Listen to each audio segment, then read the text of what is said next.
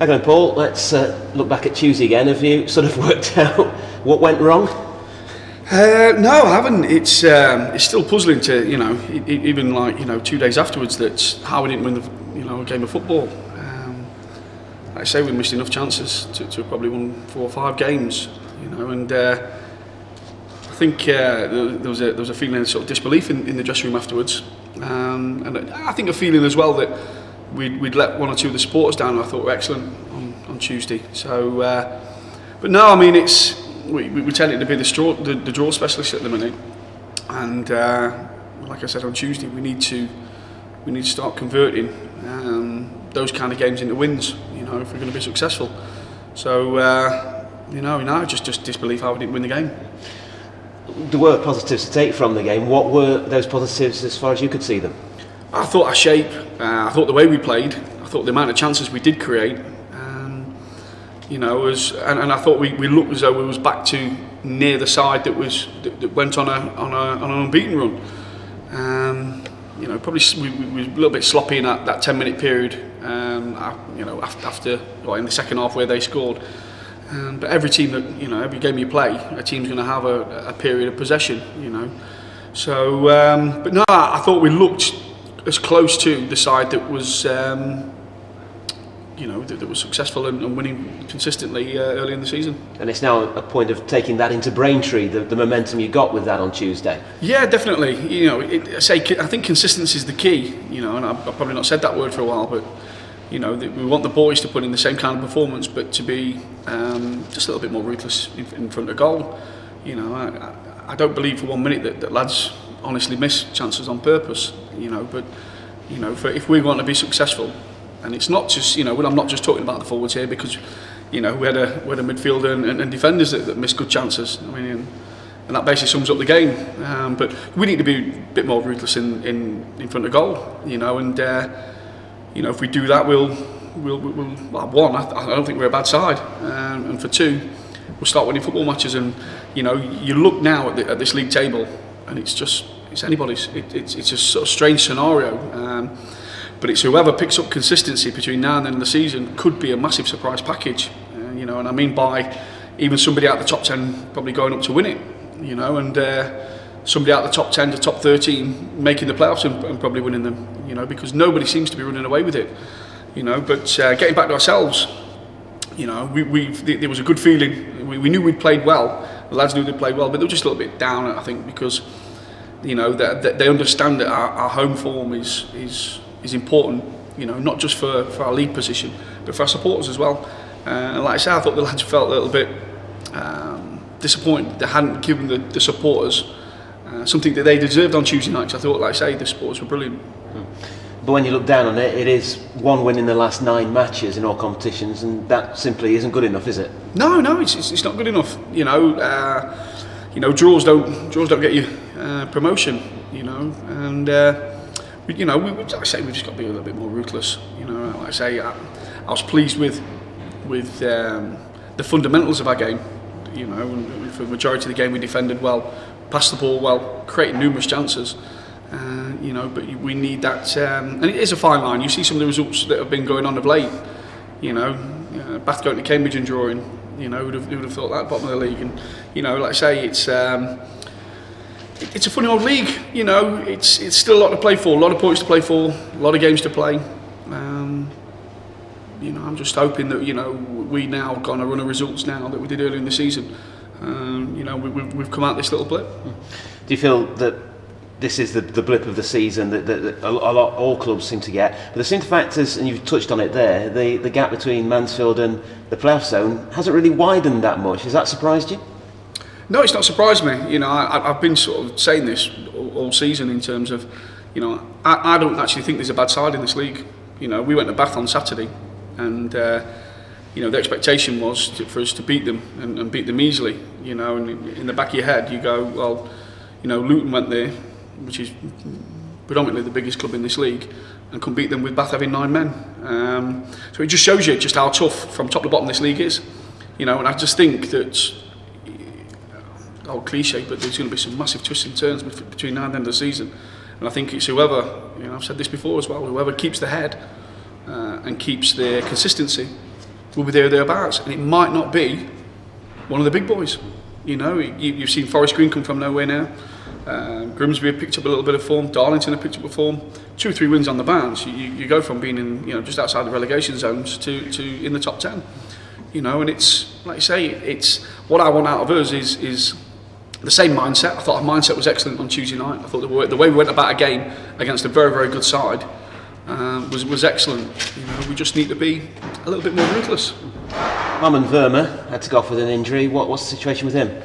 Well, we're hoping it's just precautionary, because you know, prior to him actually coming off, I thought he was the best player on the park on Tuesday night. You know, and saying that, you know, I mean, it's injuries again. You know, we brought Marcus Kelly in, who's an excellent footballer. You know, and he picked up a calf injury in training. So, but we want a man back as quickly as possible, because I just think the home crowd, that was probably the first time they've seen him in a Mansfield shirt. They see what he can do, and he's exciting. You know, but it was just precautionary. I'm hoping it might be a little bit too soon for Saturday, but hopefully building into Tuesday, it could be available. Yeah, so I suppose you thought, oh, I can't believe this 39 minutes in, because it looked like the midfield was beginning to click a little bit for you. I thought you know, how they were playing together as a unit was excellent. You know, Stevenson came in, did very well for his first game, and Muzza was pulling all the strings, but you know, a man was getting into good positions for the goal we scored. You look at the positions he gets in there beyond sort of, sometimes beyond his centre forwards, and he's a handful. You know, he creates stuff. He can pass the ball. He's genetically good. You know, he gets box to box. He's a very good player that I think, you know, short term and long term is going to do very, very well for Mansfield. And it was a 4-3-3. Is that something that you envisage for a while? Do you feel that brings out the best in everybody at the moment? Well, I mean, we've been sort of toying with it all season, on and off, and it was, you know, my sort of thinking into it is that, you know, we had to get Lee Stevenson into the equation. You know, I've sort of held him back too long, and he's been chomping at the bit, and you know, parts of his game were a little bit rusty, but you know, he's going to have a run in the side now. You know, because one, he's a good player, and two, like I say, we need goals.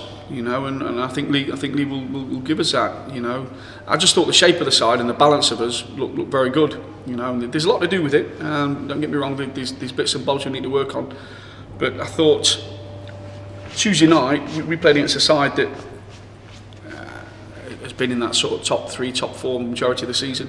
Very good side, and you know, I thought that we looked a very good side against a good side, if that makes sense. You know, but one-offs aren't good enough. I know the result wasn't good enough because we want to win. But if we keep putting them kind of performances, at some point the doors have got to open. We've got to be scoring quite a few goals. And finally, we're here in the John Fratwell Centre. Over your right-hand shoulder is a Christmas tree, reminding you that Christmas is now just around the corner. You ready for it? Bar humbug. You know, it's Christmas times. You know, it's a working environment for us. You know, we want to get results over Christmas, and then you know, if we keep getting good results, we might give the lads a bit of Christmas cheer. You know, they might get a couple of days off. What do you want for Christmas? 40 points would be nice on the board. You know, if we go into the Christmas period, those York games, if we got somewhere close to 40 points, you know, we're 22 points away then from realistically, you know, the highest total that the club's ever got since they've been in the conference. But more importantly, it gives us more or less a halfway total.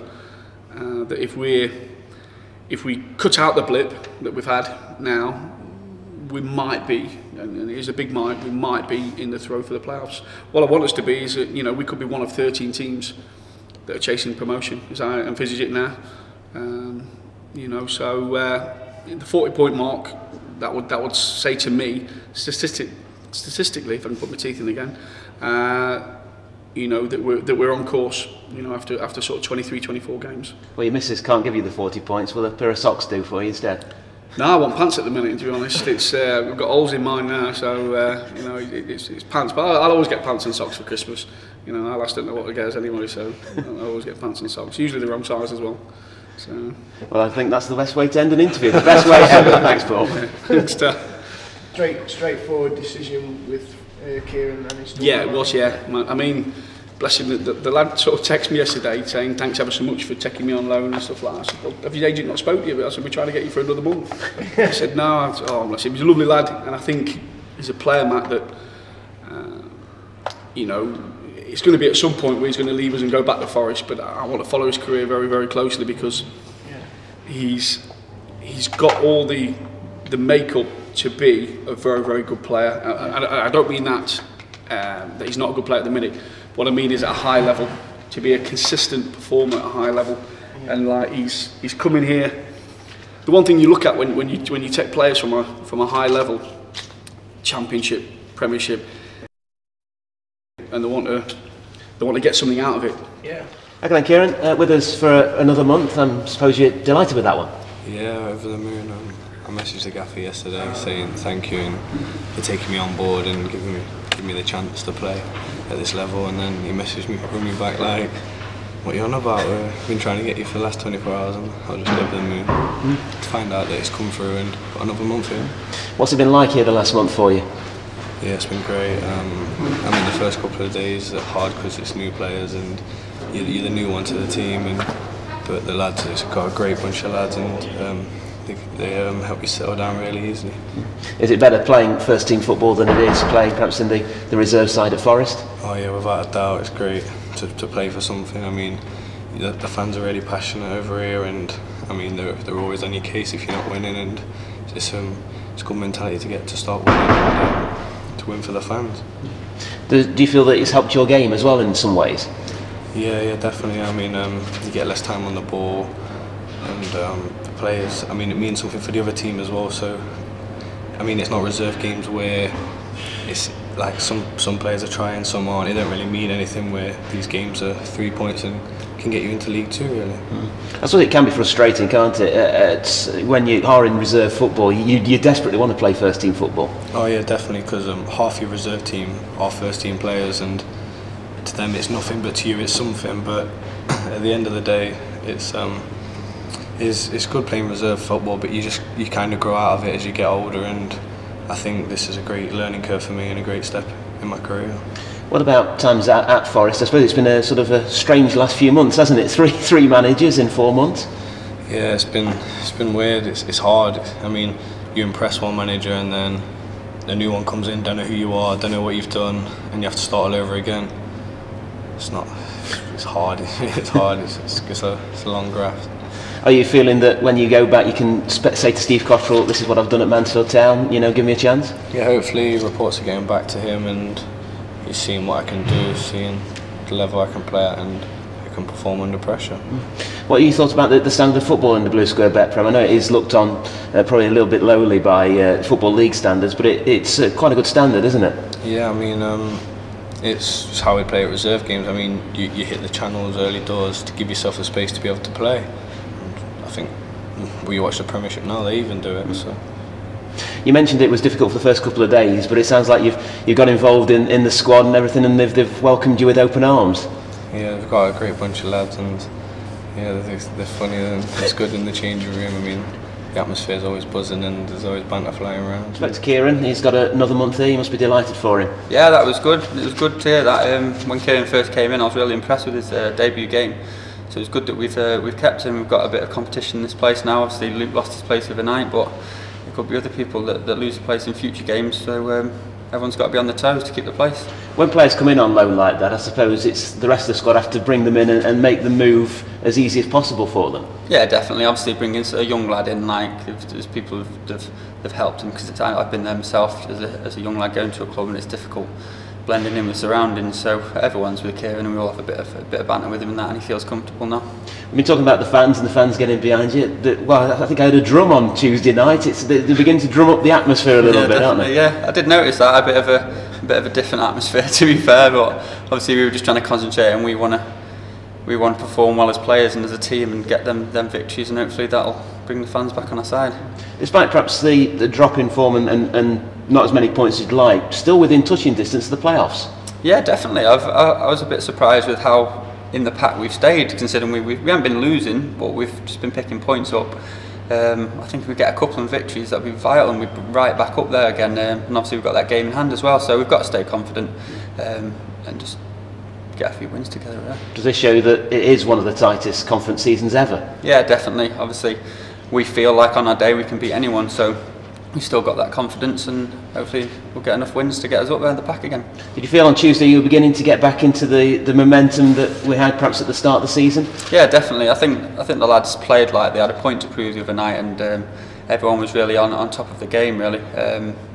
So I think that if we can keep the momentum from that game going and start creating chances and just cut out these little lapses in concentration like at the back, then we can definitely push on and get some good wins together. There's been a lot of new faces coming in the last couple of weeks. Has that made it difficult or easier?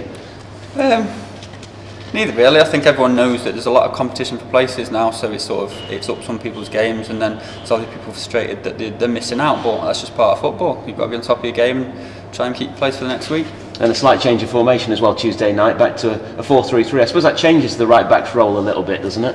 Yeah, it does, but obviously I think as a more defensive full back, like, it gives that a bit of security at the back, and I think the first half especially it really worked well for us having Stevo in that hole. I think it just took us by surprise when they changed their formation the other night, which put us under a bit of pressure, but I think we can play well at this 4-3-3, yeah.